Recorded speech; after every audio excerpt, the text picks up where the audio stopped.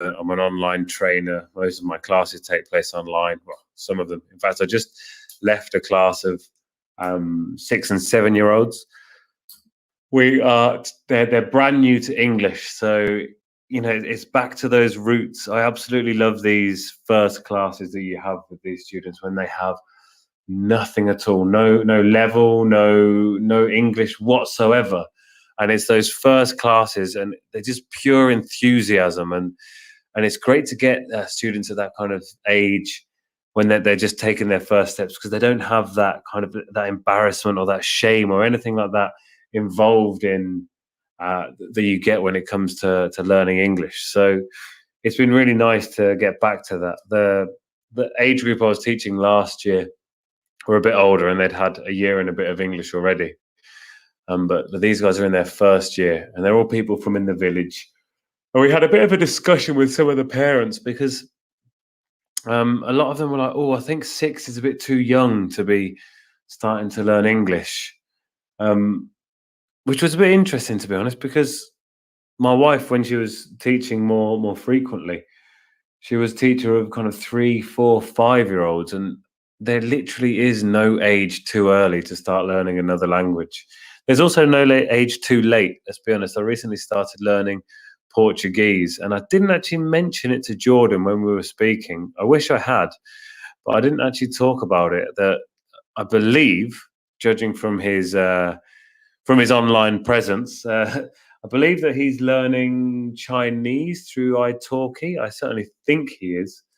And yeah, I know he's certainly a very studious chap, as we spoke about in the interview.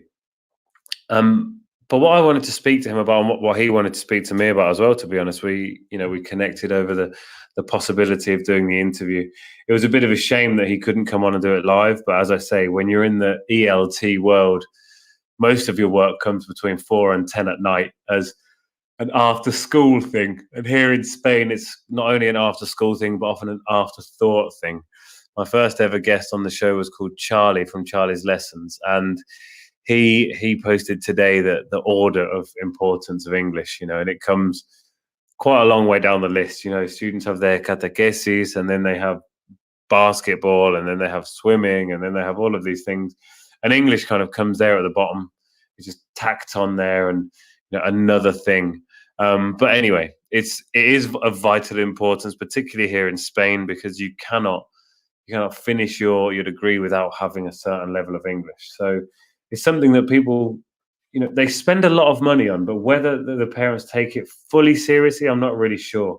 I know as a language learner myself that 2 hours a week is never enough to learn a language. You need more than that. I've learned Spanish, but I've been here for 11 years now. I've been in this city for 10, in Seville for 10 years, but I've been living in Spain for 11 years. I've got a decent level of Spanish, but I've been immersed in it for 11 years, and I've started learning Portuguese as well. But I only do 15, 20 minutes a day, and I know that isn't enough. I know it's not enough. I know I need to do more than that if I want to become proficient. But at the moment, I live an hour and a half away from Portugal. So for me, it's the opportunity to just kind of not sound quite so ignorant when I get there. I get there and ask to speak to people. It's like, do I speak to you in English or Spanish? And most people in Portugal prefer English, to be honest. So I'm making an effort to try and learn a bit of Spanish. Portuguese. But you need to dedicate more time to it. And it is that with English, with people learning English, they have these after school classes or these evening classes, and they often turn up to them exhausted. But anyway, that's the reason that Jordan couldn't join us today. I will play his interview very shortly. I'm going to start with the news, although I have downloaded it. I'm just trying to locate it now. And I'm going to see how the audio works today. I know it's going to work for me today. I absolutely know it's going to work for me, because I've tried, I've checked it time and again, and I know it's going to do it for me. I'm 100% confident that it's going to work. The opening jingle worked, so that was good. But I am going to play the news. It's a quick news today. It's a nice, it's a little short news for us today. So I'm going to chuck it on now. And then after the news, we'll get back to it and we'll have a listen to Jordan's interview. This is Teachers Talk Radio, and this is Teachers Talk Radio News with Megan Goods. This is your latest Teachers Talk Radio News.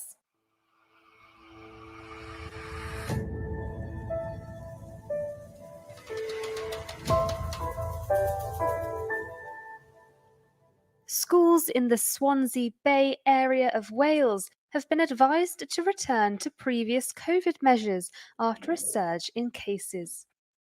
Schools are encouraged to reintroduce twice-weekly lateral flow testing, mask wearing, and a one-way system in corridors.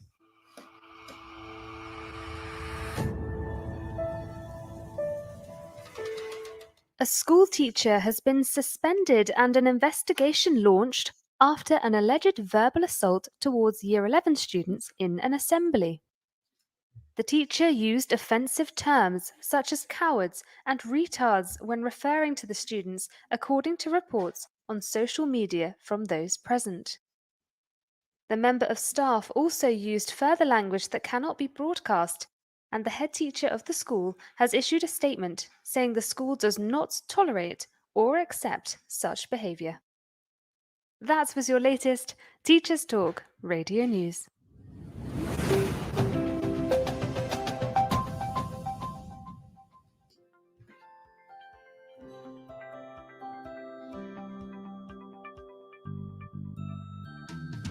Creative Resources, made for teachers by teachers. At Creative Resources, we've been rethinking what a classroom can be. We've created a huge range of more than 2,500 original and exciting resources that span across more than 15 different subject areas. Whether you're looking for primary or secondary level resources, careers options, PSHE, arts, or humanities, Creative Resources have the resources for you. We offer full curriculum packages and unique, challenging escape rooms themed on topics such as Shakespeare, Tudors, and fractions. We have quizzes, task cards, Tarsier puzzles, and lots more. Better still, more than 100 resources can be accessed for free. Just visit our website, www.cre8tiveresources.com. You can get 10% off any order you make on our website by using the discount code TTRadio. Creative Resources, made for teachers by teachers. Every teacher loves stationery, right? Imagine getting a selection of fun, beautiful, and unique stationery items designed and selected especially for teachers, delivered through your door every month. You need to check out teacherslovestationery.club. I'm always so excited when the box arrives. It's such a treat. My Teachers Love Stationery Club box is just a little treat to myself every month. It's always full of delightful and surprising items, including some really good quality stationery brands like Faber-Castell and Stabilo. And because you never know what you're going to get, it makes it even more fun and special when you get it. It feels really great to be supporting a family business that's run by real teachers. I can't help feeling like they just know what I'm going to enjoy using stationery-wise better than I do myself. Visit teacherslovestationery.club and enter the code TTRadio when you buy your first stationery box to save £2 today. teacherslovestationery.club. Need support with your phonics teaching? So we'll get back to that one very shortly. So the interview today is with, as I mentioned, Jordan Putman, who he came to me and he said, "Do you know what I'd like to talk about, Harry?" I said, "I don't know, Jordan, but I'm sure you're going to tell me." He said, "I'd like to talk about queer identity and education." I said, "That's fantastic," because that's something I've been meaning to broach the subject. But you know what, Jordan? You're going to need to educate me as well, because I don't know enough about it. I said, for a start, I didn't know that the origins of the word queer and how it came to be part of the queer movement, as it were. He said, "So do you know what? I'll tell you a bit about that." So I'm going to start with the interview in a moment. But being as I'm an English teacher and I am a huge fan of the language, I decided to have a quick look and see about the word queer. And it entered the language back as early as 1513. But back then it meant something peculiar or odd. To feel queer meant to feel unwell, or to feel sick. It wasn't until 1894 that it was used to mean homosexual. And in 1914, it was seen in the United States as a derogatory term towards homosexual people. And then there was a bit of progression later on down the line. It was used for counterfeit money in 1949. But then again, in 1965, the Webster's New World Dictionary put queer as a noun and adjective as slang for a homosexual, but it wasn't an offensive slang. Now, it was towards the late 80s and early 90s that it was actually adopted by a self-labeled group, the Queer Nation, who were founded in the early 90s. And they were a radical organization to combat violence against homosexuals. So that was when it kind of started to be taken back as a word for identity. In more recent years, the Q has been used and has expanded to basically meaning not heterosexual people, or not heterosexual in general. It says here, the queer does not have a single meaning. And that's something that Jordan explained to me, that it was in fact for people who identify as neither male or female, call themselves genderqueer, while others identify themselves as gender fluid or non-binary. And the Q is often even used in LGBTQ, could be queer, could be questioning. So for me, the kind of first educational step was that one of, what does this word mean? Because I mentioned to my mum the day before, and I even put this in the interview. I mentioned to her, I'm chatting to a guy about queer identity. She said, you can't say that though. I said, but now you can, and I'm going to show you why. So here's the interview with Jordan that I did on Sunday, I believe. So tune in, have a listen. If you have any questions, feel free to throw them into the chat there, and I'll take a few questions afterwards as well before I shoot off. So here we go. So welcome, Jordan. Would you like to tell us something about yourself? Sure, why not? So hi everyone, my name is Jordan. I am 25 and I am an ELT teacher here in Spain, in sunny Sevilla. And I've been a teacher now for about 4 years or so. And yeah, there's not really much more to me, I don't think. What was it that first drew you to teaching English as a foreign language? When I was at university, I studied Hispanic studies, so like Spanish philology, and it was like I had an obligatory year abroad, so I had to do an Erasmus program. And instead of studying, I decided that I wanted to work instead and do like an auxiliar program. So I did that. I came to Seville. Well, I came to Dos Hermanas, which is a city just to the south of Seville. And I worked in one of the Escuela Oficiales de Idiomas there. And I just got like a taste for it, and I really, really liked it. It was really, really, it was just a job that I really enjoyed, just speaking to people all day, every day. It's like the best job in the world. So then when I went back to uni, I graduated, and then I just came straight back to Spain afterwards and kept doing it. It was just really fun. It really is. It definitely is. It's one of those kind of draws you in, doesn't it? One of those careers that draws you in. And what are we going to talk about today, Jordan? Well, I wanted to talk about being a queer teacher, or being a teacher whose either sexual or gender identity doesn't match up to like a cis heteronormative standard, let's say. But I'm sure we can get into terminology, because I realized that was probably a term that not everyone's used to. Well, that's the thing, actually, with a lot of terms, as you say. Yeah. People seem to use them as an excuse for ignorance. In my experience, I've heard a lot of people kind of, saying here, there, and everywhere, there's just so much of this, or there's so much of that. It's too much to get my head around. It's not this, it's not that. Why can't we just have this or that? It's like, there are lots of terms for everything that we need to learn. Sure. I mean, I do understand to a certain extent, and I say that very, very hesitantly as well. There are new terms coming into the world every so often, and that happens. You know, there's not one box that fits every person. So of course, there's going to be things that come and open up in between the definitions that we already have because they don't fit perfectly each person. And, you know, what I would say to those kind of people would be, you know, you don't have to understand it. You just have to say okay, you know, and accept it. We're not asking you to sit down with a glossary of 2,000 terms and learn the definitions to all of them.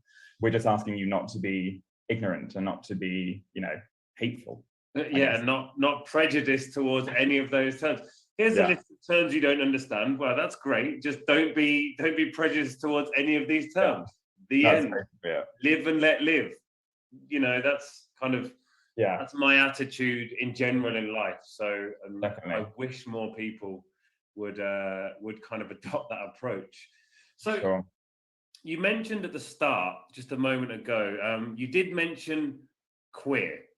Now, would you like to help our listeners with a definition or a description about maybe differentiate between queer and gay, perhaps? Sure. Yeah. So I think queer is one of these terms that I found that older generations, whenever I use it around them, they kind of they kind of have a weird reaction to it because I think they grew up with it meaning something very different and it being used in a very negative way. For example, when I first used queer with my parents or you know, kind of their friends, they thought it was an offensive term, right? Because when they were growing up, it was, you called someone queer if you wanted to insult them. But I guess now it's kind of been reclaimed and people now have said, no, we're going to take this word back and we're going to use it for ourselves. And that's kind of what's happened. You know, queer has kind of been embraced by the queer community and also by the academic sphere as well. You know, there's a whole area of studies called queer studies.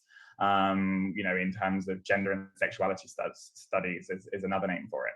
So I guess for me, and I guess for a lot of people, obviously, I'm not saying that all queer people or everyone within the LGBTQI+ community thinks the same thing. But generally, it's an umbrella term to mean anything you want it to mean. So instead of saying LGBTQIA+ or genderqueer or whatever, instead of, you know, saying a name or a word that someone doesn't understand and then you have to get into a long conversation and explain it, you can just say, I'm queer. And for me anyway, and I think for a lot of people, it kind of encapsulates two different sides. Your gender expression, so like what's on the outside, how you kind of perform your gender, let's say, and then what's on the inside, so your sexuality as well, your sexual or romantic attraction. So yeah, umbrella term meaning difference in some way, not fitting within the norm. It's funny you should say that about your parents, actually, because I was speaking to my folks the other day and I said, I'm doing an interview with a queer guy. And my mum just said, you can't say that. And I was like, yeah, you actually can. Like, it's, you know, that's what we were talking about before we went on with the interview. I said, that's what it was about. You know, when we were messaging about the interview, it's like, my mum was like, oh, okay, fair enough. But yeah, it's that kind of, I don't know, the shock reaction at first, I think. So the first question here is, in terms of this, do you think that queer teachers have a responsibility to come out to students? I don't really, well, I mean, each person would have a different answer to this, I think, but I think just me personally, I wouldn't say responsibility is the right word to use. You know, sexuality and gender expression and is a very, very personal thing. And I don't think, you know, you can collectively say to the entire community, right, it is your responsibility, your social responsibility to come out and to be a role model and to be visible and whatever. So no, I guess there's a lot of teachers who, you know, haven't fully understood themselves yet. I mean, that happens. There's some days when I wake up and even I get confused, or, you know, you don't always have a definitive identity for you to come out with. So I don't think it's a matter of responsibility. It's just when each teacher is perhaps ready and feels comfortable and think it's appropriate to do so, I guess. I mean, don't get me wrong, it has its benefits, you know.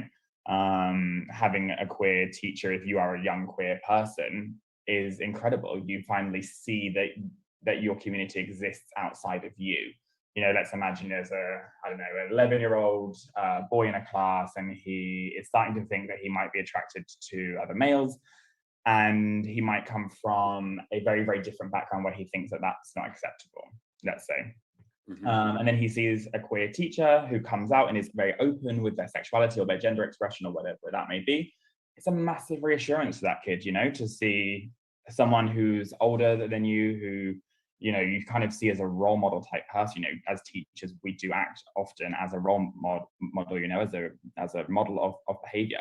So for a young queer kid kind of growing up and navigating their sexuality or their gender, having someone above them who's an adult who they respect, you know, having someone be visible can be incredibly powerful. But then going back to what I was saying before, you know, it's not your responsibility to do so, because you might not feel comfortable, you might not have it clear yet, or you might just think it's none of your students' business how you identify and what you think, you know? Absolutely right. I think responsibility, perhaps was not the right word there. So no, it's okay. No.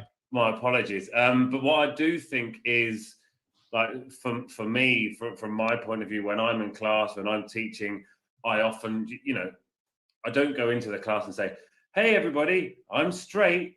Well, I do go in there and I do talk, and I say, you know, I talk about my wife or I talk about my daughter and stuff like that. And what I think that all teachers should be able to do is be comfortable in speaking about themselves. You know, if they want to, as you say. I don't think any teacher should feel like, oh, well, I can't really talk about my home life because, you know, actually I've got a boyfriend at home, and if I say my boyfriend, then the students will be like, oh my gosh. I think it's amazing when teachers are open with it, when they're comfortable, because it does. Now, I don't like using this term for anything, but it does normalize it. And the thing is, it's totally normal, so it shouldn't be a thing that kids go, oh my goodness, that's crazy. And I know before we came on, I mentioned when I was at school, we found out that one of our teachers was gay, and it just suddenly became this, oh wow, oh my gosh, have you heard this? This is crazy. Can you believe it? Kind of thing. You know, that a group of 13-year-old boys would hear this, and it was surprising. And looking back, I wish it hadn't been surprising. I wish it had just been like, oh, okay, never mind. Like when one of my best friends, one of my best friends came out, it was like, okay, that kind of thing. You know, it was absolutely normal. But a few years earlier, finding out that a teacher was just like, whoa. Definitely. And I think, you know, I think that probably still happens now, you know, like I was talking to one of my friends the other day when I was telling her about this interview, and I wanted to get her perspective. She works in a secondary school, a public secondary school back in the UK. And I just wanted to get her perspective on it because I haven't really worked within that kind of system before. And we were having a chat, and she was saying, you know, there's a difference. Like, you know, if a queer teacher, maybe not comes out, because, you know, comes out kind of sounds like this like monumental kind of like one standalone moment where you stand in front of a class and declare who you are. But if a teacher maybe lets it be known, like you say, it becomes normal, it becomes visible, and no one really thinks about it, right? But then if a teacher were not to, she was telling me about, you know, this idea of like the students have a suspicion, and then they kind of start this kind of like witch hunt, like to try and find out. And I think sometimes when they do then find out, just like, you know, the experience that you were talking about, sometimes it can even have a worse kind of or they can have a worse reaction because they finally feel like they're into some kind of like, or they have obtained some kind of like secretive information. You know, if a teacher were just to let it be known at the start of the school year, there's no atmosphere there, you know, there's no witch hunt, there's no outing. So yeah, I think it can be difficult sometimes because you kind of, like, my ethos is let it be known from day one, and then, you know, there's no like secretive chit-chattering and whatever else. But I'm sure, you know, even if in a secondary school that were to happen nowadays, I'm sure the kids would probably have the same reaction or perhaps have the same reaction anyway, because they've gone through this process of finding out, you know? Yeah. Well, yeah, that's the thing. And it is so easy to let it be known. Like, it doesn't have to be, as you say, this grand moment. It is just, you know, when you're writing up, I don't know what I always do in my introduction class, I write a bunch of numbers on the board, a bunch of names, you know, like I write Northampton, and I get my students to guess. Right. You know? So you can easily write your partner's name up on the board. They're guessing whether that's my partner. They might look a bit like, you know, Yeah. But usually, like, students, you know, have got a bit of nous about them. But as you Mhm. say, if it was hidden, it's so easy with social media now to do this, as you mentioned, witch hunt. You know, if Yeah. you know, teenagers could easily find something somewhere on the internet if they wanted to. So Yeah, it's incredibly easy. I mean, and I think even the activity that you just mentioned is something that I do as well. I just did it in one of my last jobs, and it was just a really nice way just to get everything out in the open on day one. I mean, you're not sharing really deep personal kind of information about your life, you know, in that kind of activity where you pick 10 things, like a number, names, whatever. You're controlling what they know. You're not, you know, I think sometimes people in their response to this kind of question, they say, but oh, why are you telling them about what's about your private life? Why are you telling them about what goes on in your personal life? It's not that. You're just telling them some basic information, and you can control within that kind of activity. If you just write, you know, the name of your partner, you control what they know. They found out, you carry on as normal. It's not like it's a topic of every single class, but it's just, you know, letting them know.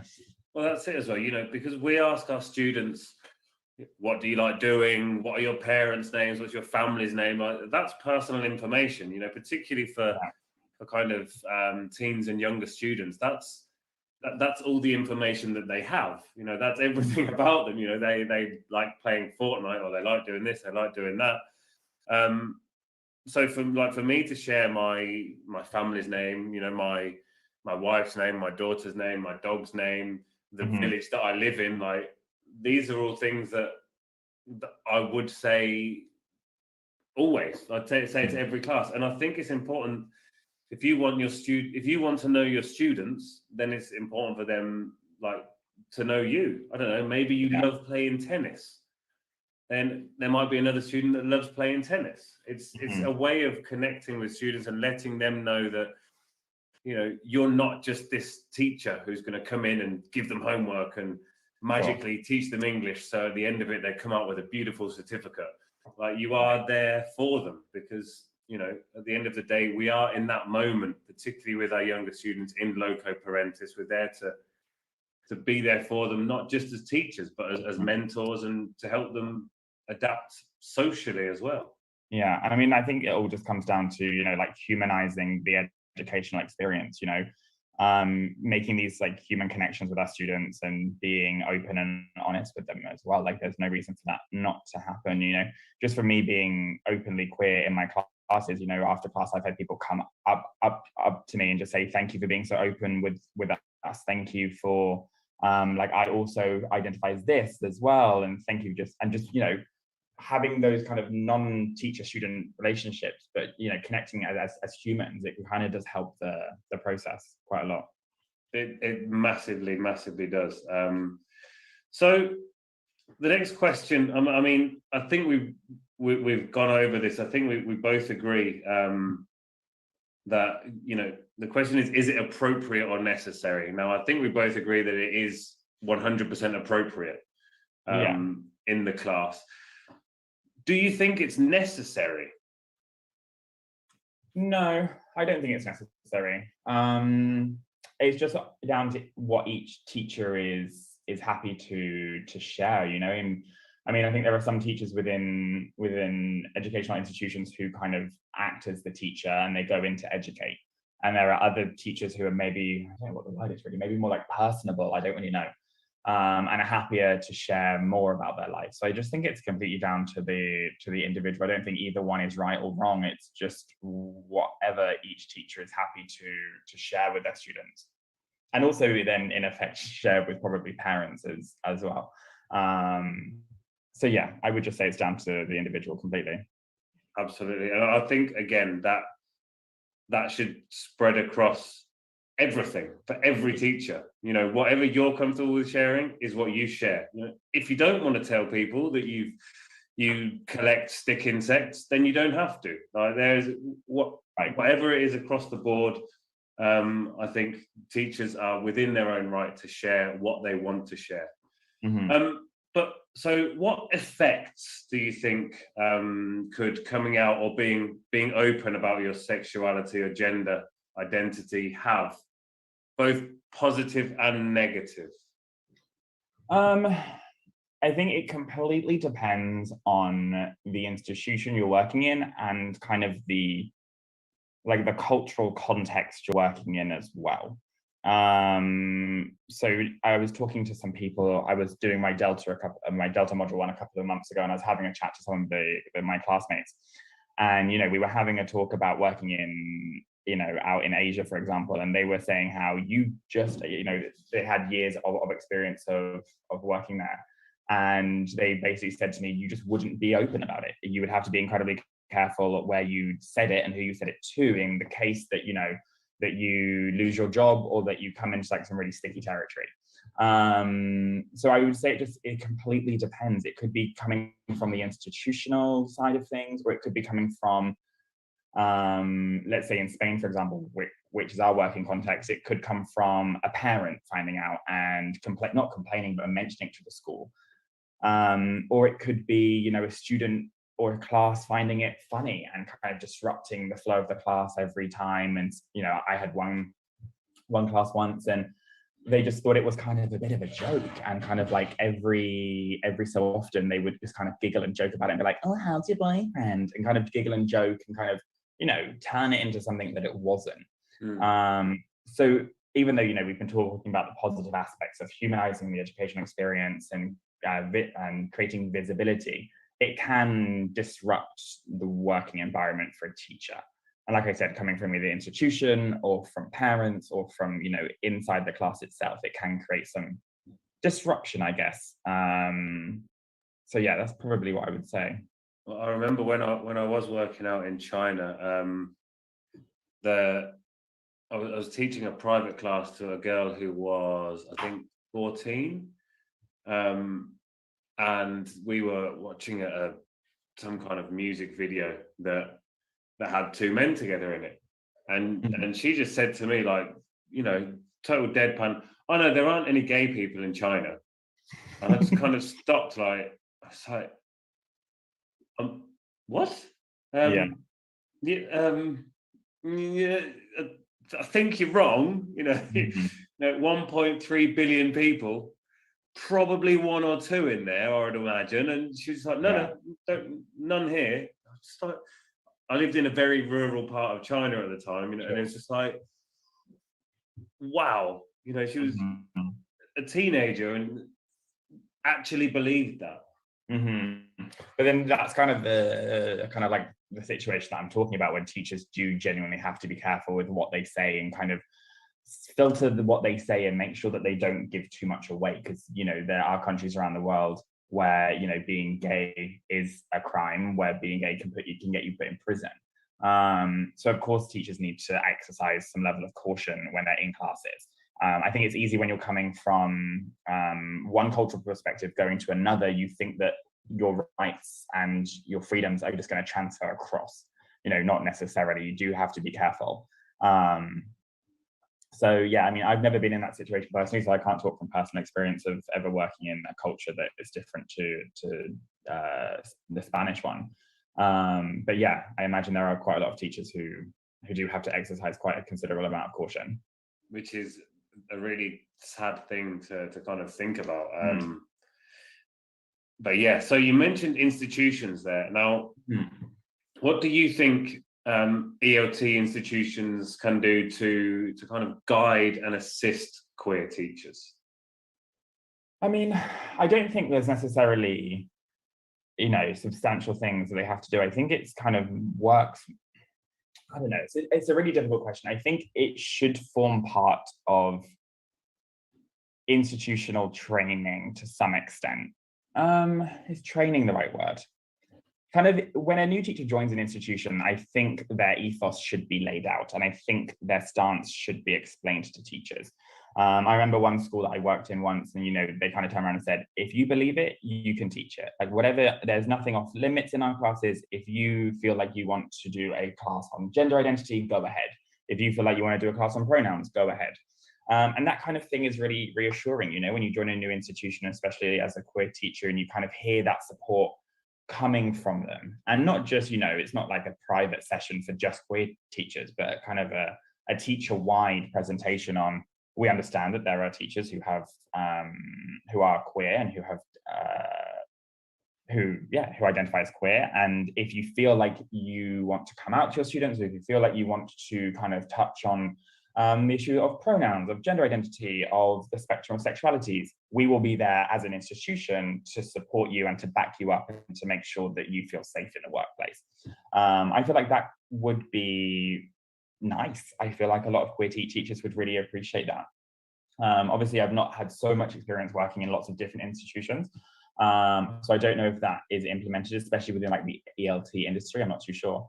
And then I guess aside from that, I think it would be, there are some couple of things, you know, throughout the month, like LGBTQ History Month or like Pride Month, some kind of focus or campaign around that would be really nice to see. I mean, I don't know if you've had an experience of working in schools or any other educational institutions and seeing that, but something on like Pride Month would be nice to see, I think, and would be nice to get the kids involved in that.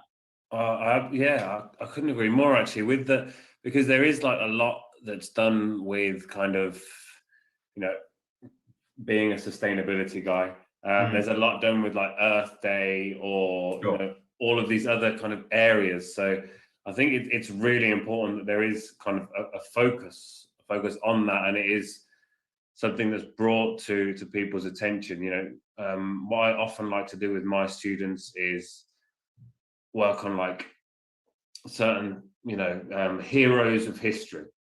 So you go through heroes of history, and I think it would be a great idea that, you know, during Pride Month, each week you have a different hero in history that identified as being queer or gay or any other word, any other word you would like to use, or terminology you'd like to use, but something that really draws people's attention to it. I like to do it with, I've also done a lot with kind of people, children of refugees and refugees as well, and to kind of raise that awareness, particularly, you know, around the eruption of the far right. I think it's important that people see the wonderful things that come from, now I'm doing this with very big involvement from Spain, or someone whose parents don't originally come from Spain. Let's look at the tennis the other day, the US Open tennis. We now have a British champion who wasn't originally from England. So I think bringing in these kind of differences to people's norms, and again, normalizing differences. Yeah, no, 100%. And I think, you know, this whole conversation kind of boils down to that it's not just about queer people, it's about making the educational system more diverse and making sure that these different elements of diversity, whether you're talking about refugees, whether you're talking about the Black community, whether you're talking about the queer community, just about diversifying the educational process, and also being careful that it's not being tokenized in a way that it's just 1 month. It's like, oh, it's June, it's suddenly gay time, you know, it's gay month. No, you know, kind of let's all change our logos. Let's all change our Facebook pictures and change our like company logos. It's not about that. It's about, you know, making sure that diversity is at the core of educational policy and your institutional policy, and making sure that, you know, queer teachers feel supported and you're giving them the resources to bring diversity to the forefront of their classes. I think that's kind of what it all boils down to, really. I'm going to mention one more question now, and it is, you mentioned resources, and that kind of, you know, sparked something in my mind. So I read a great book. I create resources and make materials. It's one of the strings to my bow, one of the ways to pay the mortgage. I'm not sure. But I got a great book recently, How to Write Inclusive Materials by Tyson Seaburn, and it's amazing, and it is all about, like, you know, this inclusivity for, you know, for everybody, even, you know, down to when teachers rename their students because they can't pronounce their name properly, you know, or they give them an English name because that one's too difficult. Or I'll just say it like that because I find it too tricky. So even things like that, now that can be for anybody whose name is a bit difficult. You know, it's that for me, it's that step as teachers to kind of make sure we do stop and think about our students. But in terms of materials, there aren't a lot of very good inclusive materials out there. Is that a stumbling block? Because that just creates extra kind of work on a teacher's behalf if you do want to be more inclusive. 100%. It's a massive hurdle. As teachers, we have very limited time, and we spend all of our days, if not in class, planning, doing admin and whatever else. And then to sit down and think, I've now got to prepare a presentation or like a new class on X. It's, adds something else to the burden, I guess. There was you're going to have to remind me, Harry, because no doubt the book that was mentioned. What is that book series called? Speak Out. The ELT diversity project that was mentioned on the Hub a couple of months. Is it Rise Up or Rise Up? Is it Rise Up? No, that's going to frustrate me now. No, I'm going to seem ignorant. Raise Up. There we go. Yeah. Raise Up for ELT.com. They have a series of books aimed at different levels for a diverse and inclusive view of English, ranging from A2, B1, and B2. I think they're now coming out with an A1 book, if I'm not mistaken. So there are publishers, and actually, I think this is an independent project. Actually, there are projects that are helping to diversify the classroom and make sure that the education process is more inclusive. And obviously not just from a queer perspective, but from a race perspective, from a disability perspective. So there are resources out there, and I think it would be nice if institutions were to invest in these and to make them available for their team members to use. Not as a primary course book, because I don't think that's ever going to happen. I can't imagine you ever having a course that's designed for like queer studies in ELT. But having them there so that you can pull the odd class every so often and do something dedicated to it, that would be really nice. So yeah, I think that's what they could do. I'd love to see the kind of mainline publishers doing that as well. Now, again, I know it's not the same as sustainability, but it is something again that's seriously lacking within like these, your traditional course books that we have. That your 12 units, your grammar-based course books. I think again, just maybe not even again a special focus on it, but it just being there, and it being in there as.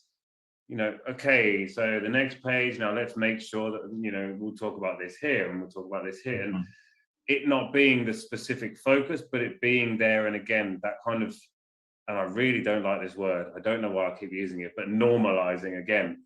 Yeah. Again, normalizing sustainability, normalizing inclusivity, and just having it there and not having to change your logo in June, and be like, look, hey guys, look at this. We're supporting this. We love the gays. Yeah. I've changed my logo. It's got a flag on it now.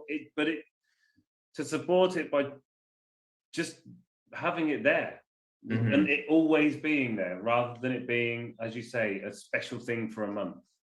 And yeah, 100%. And also, just in every single ELT book for young learners, the family unit. Just redesign the family unit.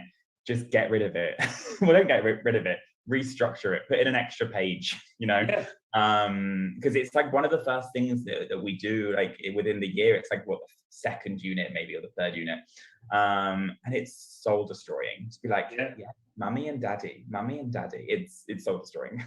Yeah, but it's like the thing with that, like you could so easily make the family unit, the unit about families. I mean, like, there is mummy and daddy, and look, there's daddy and daddy, there's mummy and mummy, or there's mummy and daddy and uncle. It's so easy in that area. Like for me, that time is the prime time to be kind of teaching about these differences. Like, for example, whenever I walk my daughter into school, and I've only got one daughter, and she was talking about when she's older, she's like, I might have a kid, but I might also adopt another child, and then he, she, or they can do this, that, and the other.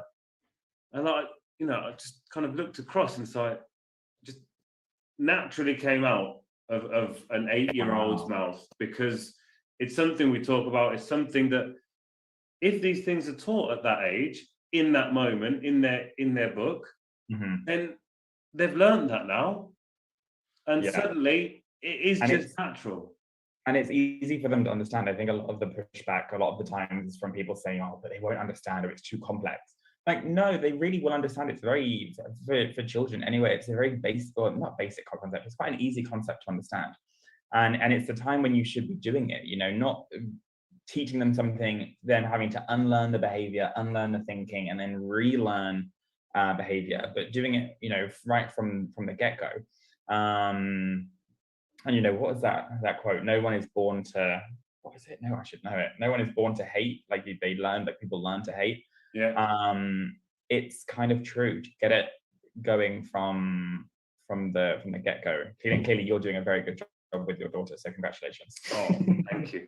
There is one other thing that I remember reading online, and it was all about this kind of, it's such a difficult concept. There's, you know, somebody was asking, why does Uncle George not have a wife? Why is Uncle George with Uncle Kevin? Because Uncle George loves Uncle Kevin. Oh, okay, thanks. Yeah, it's very easy. Well, that was difficult, wasn't it? That was a tricky one, you know. Because love is love, and at the end of the day, I think that's all that matters. You've been wonderful. Thank you. You've been enlightening, which is great. So I'm very grateful for your help, and I know that if I need more help, I know where to come. I know where to call. It's been great having you on. Thank you so much, and I'll hopefully see you around the city. You never know, Harry. You never know. It could happen. Thanks very much, mate. I'll see you later. See you later. Bye. Need support with your phonics teaching? Did you know Oxford University Press now has 3 DFE validated programs to help you?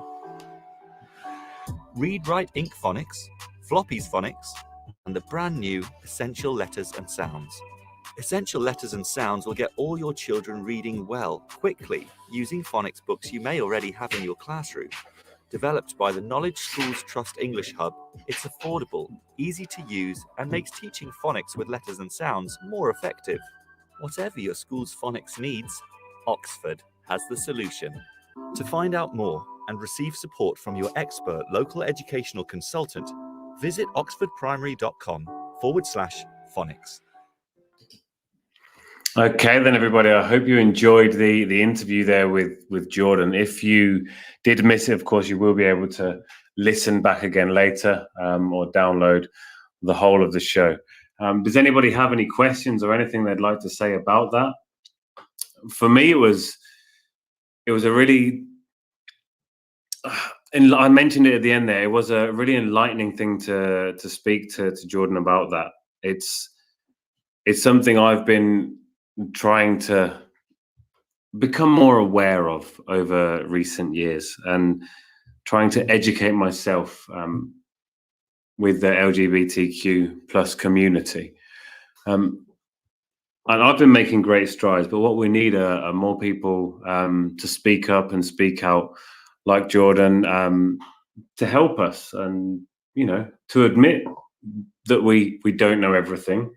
I know it's difficult as teachers to admit that we don't know absolutely everything, but it really is the first step.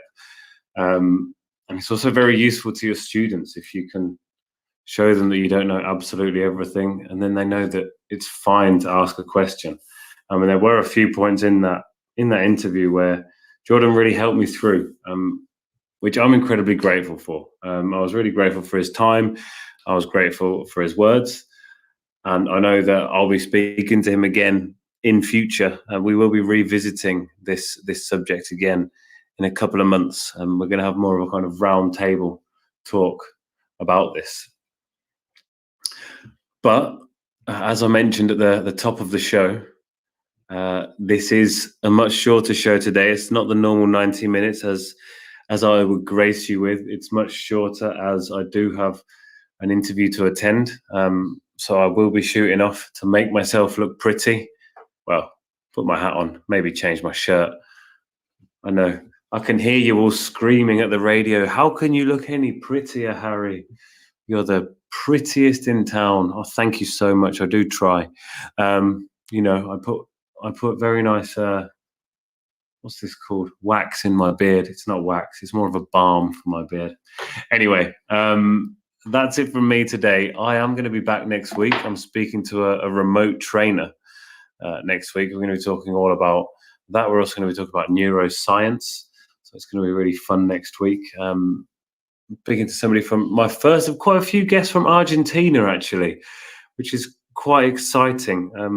So I've got next week, I've got a guest from Argentina. Then in about 3 weeks, I've got a special Argentina episode where I'll be speaking to two lovely ladies from Argentina.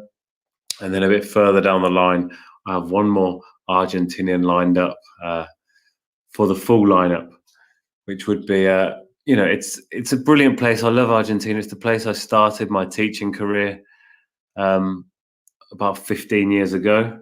So I'm super excited it's another person that I mentioned again at the top of the show. So many people that I've met in the last few years online and developed a relationship. Relación. That's me translating in Spanish in my head. So many people I've developed this relationship with online. She's one of those people who I met at an online conference while speaking at TESOL Spain. She also spoke there. I was super impressed by her talk. So I'm really excited to be speaking to her next week, and I'll be giving you more details throughout the week. Until then, thank you so much, everybody, for listening. It's been a pleasure as always, and I'll speak to you next week. You've been listening to Teachers Talk Radio. Tune in live and listen back at ttradio.org. We look forward to hearing from you next time on Teachers Talk Radio.